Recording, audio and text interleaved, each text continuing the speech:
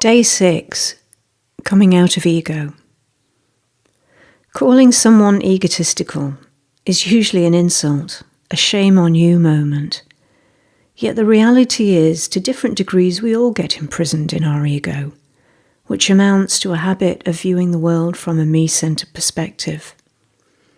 Some even say, well, you need a bit of ego to do life. But as you'll discover if you practice this meditation, rising above your ego is freeing, like throwing open a window to bring fresh air into your mind. Seeing the world through our ego is like seeing everything through a tiny slit in a castle wall. We don't see the real picture of what's going on outside. It prevents us from having the kind of broad mind we might want, and from responding with a level of compassion we might prefer. Since none of us want to have a small, limited mind, it's good to know how to free ourselves. Ego traps us in a perspective that sees everything through the prism of how it affects me. We hear about a new tax, and we immediately think, thank goodness, that doesn't affect me, or heck, that will really affect me. In a conversation, we're so busy thinking of our own perspective, we can't hear what the other person is trying to say. If that person is struggling to express themselves, our ego might whisper in our mind, I have no idea what they're going on about. We get irritated and we switch off. But when we come out of our ego, our mind whispers, how can I help here? I think they're struggling.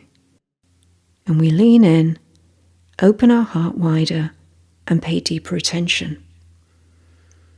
Most of us want to be on the receiving end of that kind of presence. Ego gets in the way of listening deeply with full and loving attention, and therefore it gets in the way of more beautiful, satisfying connections that most of us crave. The telltale sign of ego is a stale feeling inside our head.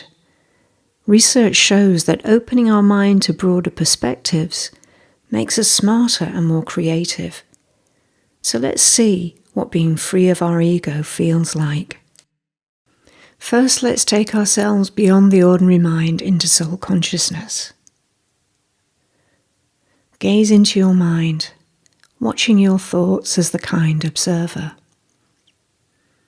As you get used to looking into your mind, you'll gradually feel a sense of detachment from what's happening there. When you observe your mind with kindness, any emotions swirling around become less intense. That's because when I'm the observer, I'm not caught up in my thoughts.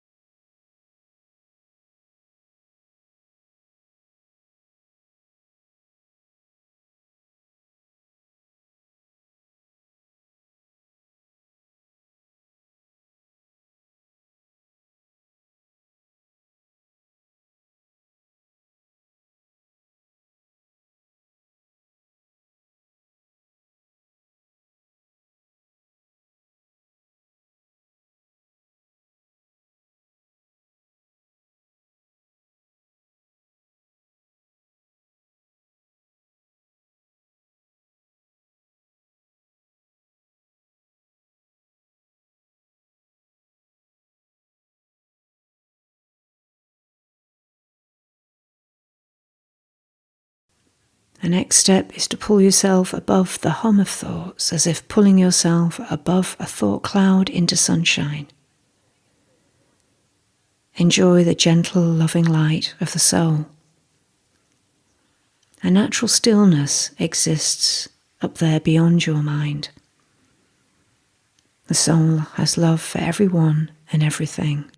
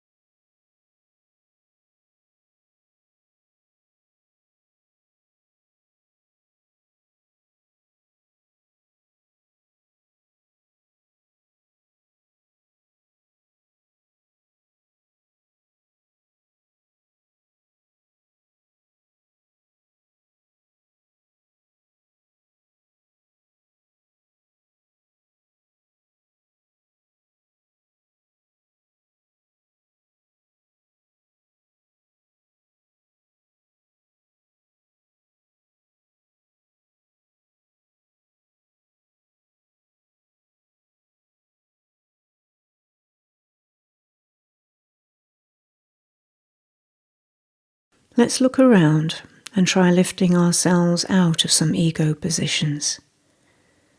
Observe the room you're in right now. Focus on one object that you like. You like it, others might not. Can you see it as just an object and detach from the tag of, I like this? Notice how everything you see around you, you see with a tag of, I like that and I don't like this. See what happens if you choose to detach from all these tags and just see things for what they are.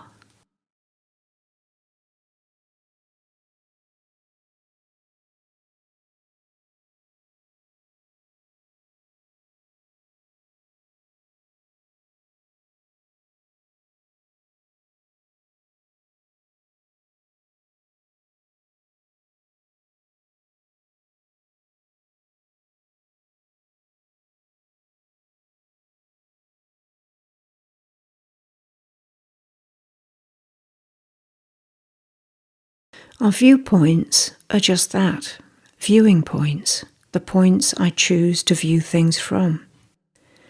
Let's switch a viewing point around. Think of a significant moment, a conversation or event that happened in the last couple of days. Your memory of it may be laced with emotions, sparked by how those events affected you. But what if you view that moment from a different point, the perspective of another person who was part of that scene? So in the next few moments, try viewing that scene from their perspective and see what happens.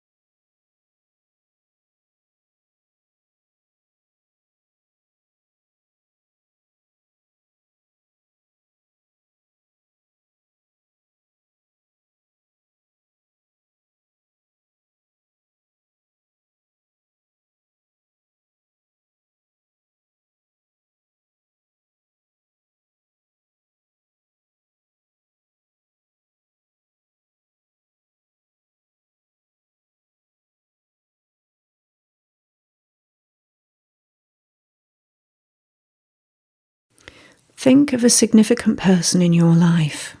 If they are significant, they will affect you in some way. Instead of seeing how they affect you, switch this around. Lift yourself out of your perspective and become curious about how you affect them.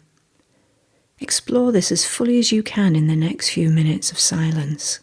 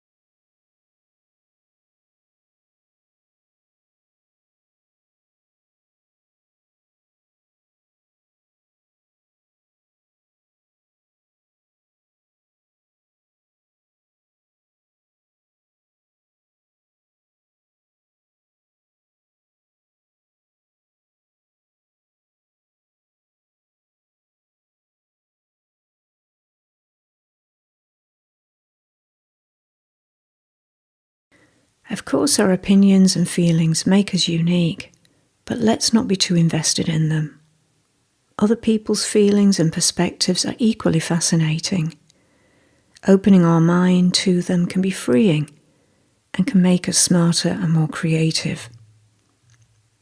So for 3 instances today, see if you can come out of your self-orientated view, even for just a few moments.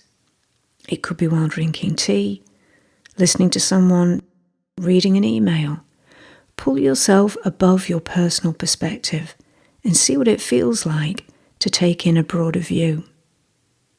Try experiencing another person's perspective in a very loving, soul-conscious way.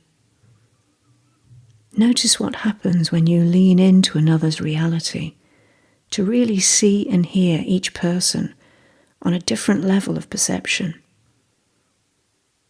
See if it helps others to express themselves when you give much higher quality attention to them.